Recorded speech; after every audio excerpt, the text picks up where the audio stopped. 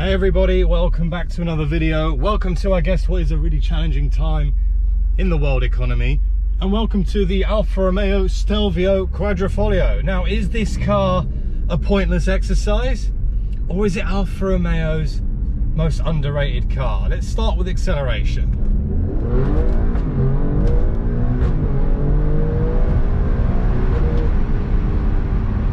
Well, it's definitely quick, that I can tell you. Flipping hell. 0 to 60 in sub 4 seconds.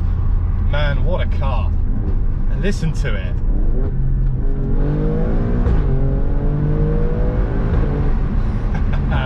$510 horsepower, just under. Oh, breaking news. What's that all about? One sec.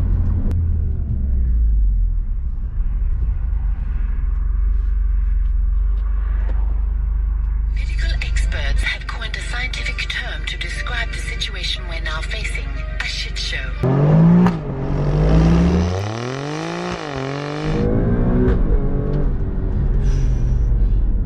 Wow. Yes, I think we all know just how challenging everything is for everyone. I just want to start the video by kind of saying to everybody watching this, I hope you're all safe. I hope you're all taking all the usual precautions, self-isolating and all that fun stuff. Yeah, it is a tough time for everybody, and I hope everybody is okay.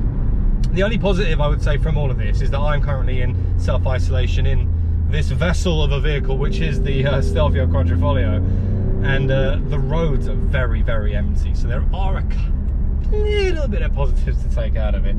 But we're not going to talk about that thing, because that thing, if I mention it properly, you demonetize videos, and in a time where everyone needs money, well, we want to make sure that creators earn money as well. So this thing, like I said at the start, is it a pointless exercise, or is it Alfa's most underrated car? Now, I've got to go back a year ago, because I went to the launch of this car. Let me just get around these cyclists. That's not proper self-isolation. They're far too close to each other, aren't they?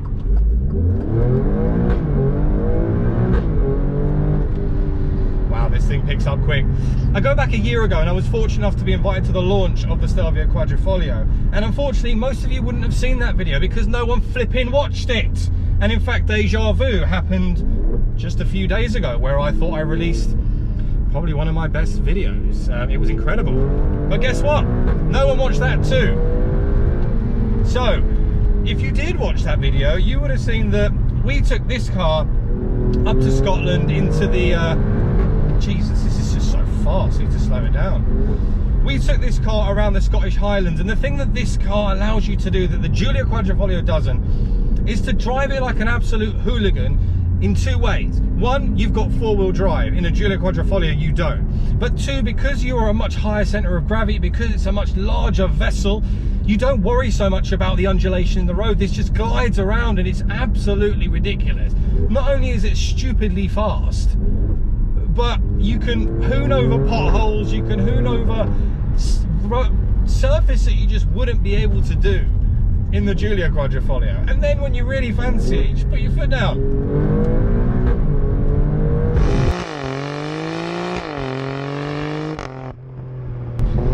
And it is just so fast. I mean, sub 4 seconds, I think it's about 3.7. It's actually quicker than the Giulia Quadrifoglio because of the four-wheel drive platform. But I think this car is so underrated. The Alfa Romeo Stelvio Quadrifoglio is so underrated. One, because its younger brother, the Giulia, steals all the limelight anyway. And two, the niche market for this car, it is so small. So small. Because you've got to ask, if you're going to buy a Stelvio, most people are going to go and buy the non-Quadrifoglio version. One, for the price. And two, because not everyone is going to want 500 horsepower in an SUV. Although it seems to be a thing, all the manufacturers and brands are coming up with these silly cars, but I just think that for what this car is, it's flipping brilliant, and it's just a shame that Alfa are not selling anywhere near as much of these as they initially hoped they would. The 2.9 litre V6 bi-turbo engine, this is exactly the same as the Giulia Quadrifoglio, as everyone is aware, of course, but I just love the noise. And I can power out of corners like they're not even there because of the four-wheel drive. I'm in race mode, I've let the car warm up. This does have carbon ceramic, so I've let the brakes warm up too, just in case I need to do emergency stop. But they are very good brakes. They come at a significant cost, but yeah, I mean, you'd think this car weighs a lot. It doesn't really. It's 1,600 kilos, which is about 100 kilos less than the X3M and about 100 odd kilos less than the Porsche Macan. So from a lightweight perspective, this is winning. And with acceleration like that, it begs the question as to why more and more people are not buying this car. And I think we've just so many other manufacturers bringing different things to the table. The Stelvio Quadrifoglio lacks the creature comforts of what you would buy as I guess a 4x4 or a SUV in general. I mean, interior wise, and in model year 20 is going to be much better. This isn't the model year 20 one. We're waiting to see that one come out. But when you look at things like BMW, you look at things like Audi, you look at things like Jag, Porsche, what they're delivering from an interior perspective is just so much better quality than what Alfa are. I know that we've got better stuff now in model year 20, but the question obviously always will be, would you rather have a Porsche, BMW, or one of these? Now, you know, to the traditional petrol head, you know, just like I love the Alfa cars, I love what they're about. The styling on this is beautiful, absolutely stunning. You get the huge, I think it's 20 or 21 inch teledial wheels, the carbon ceramics, this beautiful kind of Rosso Competizione paint. You get all the niceties of the Quadrifoglio. Obviously this has got the carbon bucket seats, which is amazing, and also you lose the ability to have the heated seats on the carbon buckets, but I like the look of the carbon buckets. And if you can't, you know, if you really want to have heated seats, then just don't spec them in. But I just feel that this car is so underrated because, one, you just don't see many of these on the road. Like, I don't see many of these cars on the road at all. I'm just trying to think, there's so much sun glare. I hope you guys can see me. I don't see many of these cars on the road at all, and it's a shame. It really is a shame. I mean, just listen to this thing.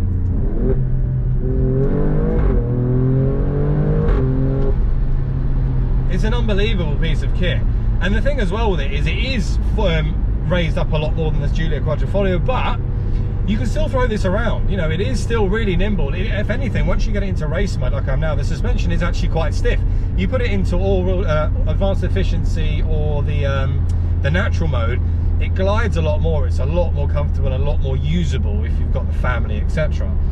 But the other thing that I feel with this car is, if you look at what a Giulia gives you the performance, a Giulia gives you the 4 seats. A Giulia is a lower center of gravity, so it handles better, it's a bit more exciting. You can still do everything in a Giulia Quadrifoglio that you can do in this. Arguably you don't have as much boot space than you do in this car, but if that was really the deal breaker, would you not just get a roof box for your Giulia?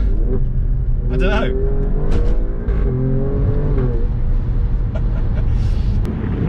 So there you have it, the Alfa Romeo Stelvio Quadrifoglio. I genuinely think it is such an underrated car.